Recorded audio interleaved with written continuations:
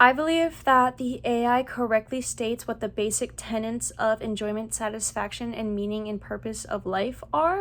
And it also correctly states that Brooks argues that all three of these are required for a truly happy life. Although I think the way that the answer is worded downplays the importance of enjoyment and satisfaction in a way Brooks does not, by emphasizing how these are temporary emotions, even if it still correctly states that they're needed for a happy life. The AI correctly says that enjoyment is enhanced by sharing experiences with others, as Brooks encourages people to create memories with others. Like he says, go to Vegas with your friends, go with your spouse, go with your family. However, I think an important nuance the AI could have included is that Brooks calls both enjoyment and happiness overall an additive formula around the 20-minute mark, where adding other ingredients like other people almost always improves the outcome. And I think by pointing this out, that both enjoyment and happiness are an additive formula, it could have emphasized how enjoyment is important to happiness overall. Enjoyment and positive emotions experienced in the moment can also help build towards the other two pillars of satisfaction and meaning/purpose. The 2009 study done by Cohn et al. In the affect and emotion section explains that participants who experienced positive emotions frequently became more satisfied with life overall. This is because by experiencing the positive emotions in the moment, they were able to build resources that help deal with life challenges, leading to long-term growth. And these resources can be used both in the search of satisfaction and meaning in life, which is why enjoyment is important to both of these things.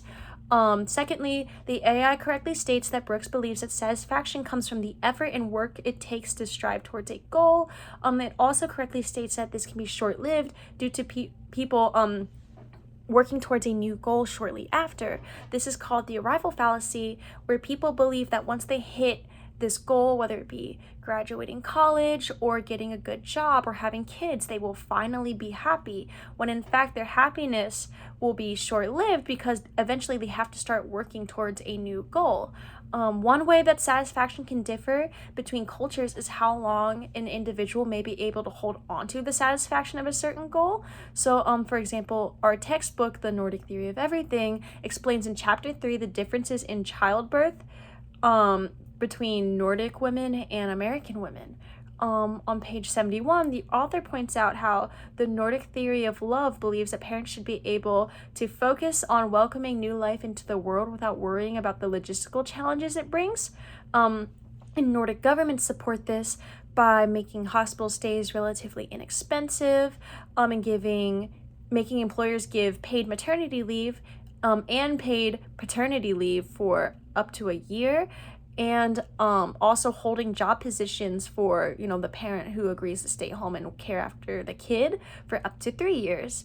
In this way, both parents can enjoy the satisfaction of bringing life into the world and being able to care for this baby. Meanwhile, American women are not guaranteed paid maternity leave, and some women have to return to work maybe just a week after they give birth, meaning that they're unable to sit in the satisfaction of giving birth, and they have to worry about logistical challenges like, how am I going to afford this hospital visit? I have to go to work right now or else I could lose my job, and they cannot enjoy the satisfaction of having a child for as long as Nordic women can. Finally, the AI correctly states that meaning and purpose comes from connecting our life to something larger than ourselves. A nuance that I would like the AI to have included is how people go about finding this meaning. A major player in this process is called metacognition, which Brooks explains is the ability to distance yourself from your feelings and reactions to analyze them. And by doing this, you can find where your truly happy feelings connect with reality, and this may be your answer to your purpose in life. And some people find this in faith or in service or in having a family.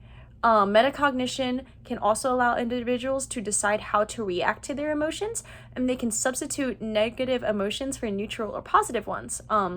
This is brought up in the Big Think video on how the brain creates reality. At the end, at 6:13, The speaker notes how you have to practice the ability to control how much you want to be constrained by what's going on outside your brain, which is what metacognition does. If you can change your reactions to particular stimuli or even change your own emotions, you can lessen the impact of negative feelings, which can lead to an overall happier life. So if you have a bad day, instead of thinking of, oh, today was bad, tomorrow's probably going to be bad too, this week's going to be miserable, you can think, oh, I had a bad day today, but tomorrow will be better and the next day will be better, and this can lead to, an overall happier life. Overall, I think the AI did well in explaining the basics of enjoyment, satisfaction, and meaning, but it would have been helpful to explain some of the mechanisms behind these different experiences and how they may differ between cultures.